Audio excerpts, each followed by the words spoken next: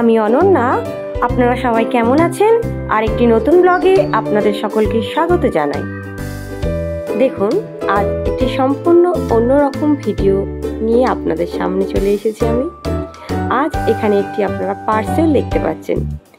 এটি আজকেই আমার নামে এসেছে। যখন এসেছে, আমি যখন পোস্টম্যানকে জিজ্ঞাসা করছি এটা কি, যখন উনি বললেন রুদ্রাক্ষ, তখন আমি বুঝতে পারলাম।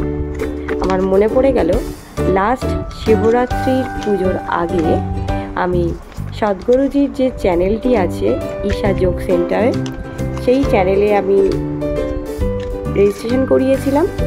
ওনাদের তরফ থেকে একটি করে পঞ্চমুখী রুদ্রাক্ষ, মানে যিনি অ্যাপ্লাই করবেন ওনাকে দেবেন, এরকম কিছু লেখা ছিল।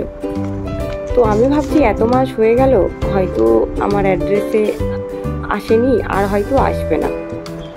লাস্ট দুদিন ধরে আমি একটি SMS দেখছিলাম বাই পোস্টে, এরকম কিছু একটা, কিন্তু আমি ভাবছি আমি তো কিছু, আমার তো পোস্ট অফিসের মারফতে কোনো কিছু আসার তো কথা নয়।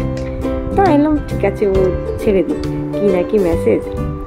এবার আজকে যখন সকালবেলা আসলো, তারপরে আমি এটা আনবক্সিং করলাম, করে দেখলাম যে হ্যাঁ, এটির মধ্যে কী কী আছে সেটাই আমি আপনাদের সাথে শেয়ার করছি।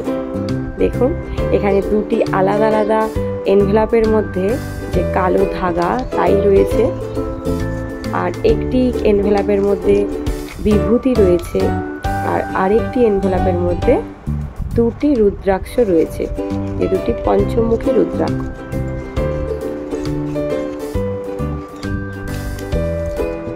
এই রুদ্রাক্ষ পাঠানোর জন্য অবশ্যই আমি সদ্গুরুজিকে ধন্যবাদ জানাবো। Thank you very much Sadhguruji for sending me rudraksha. আমার চ্যানেলটি ভালো লাগলে লাইক করবেন, শেয়ার করবেন, কমেন্ট করবেন। নতুন হলে অবশ্যই সাবস্ক্রাইব করবেন।